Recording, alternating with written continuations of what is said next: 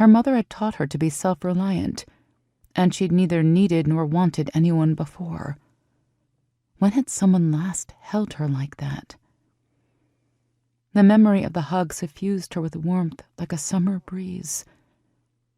Emily stopped walking and closed her eyes. The intensity of Diana's embrace had blown away her pain, and the silent support had filled her soul with strength.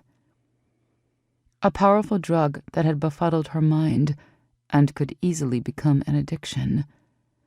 The kiss must have been a byproduct of her dazed state of mind. That's it.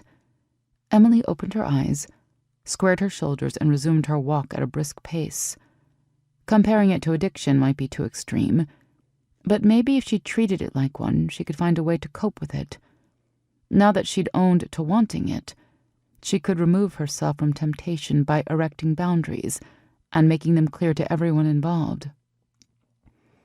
Diana would need to understand there were rules, even if they were unwritten, that separated them for their own protection. Not mixing work with pleasure was a good rule to live by. They would just be colleagues from now on, and really, that shouldn't be too hard.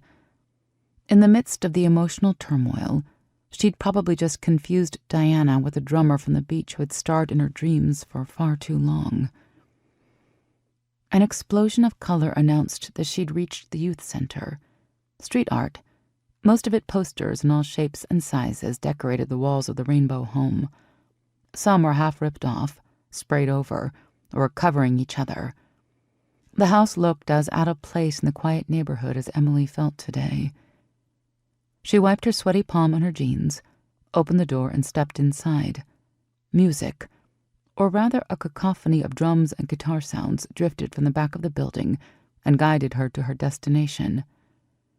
Unwilling to interrupt the session, she lingered at the open door to wait for Diana. The collection of instruments looked as diverse as the players, and their faces all showed a similar mixture of concentration and enchantment. With her back to the door, Diana crouched next to one of the kids and explained something. Emily's breath caught at the sight of Diana's form-fitting jeans, and the familiar heat in her cheeks told her that she was blushing. She quickly looked away. Remember? Resist temptation.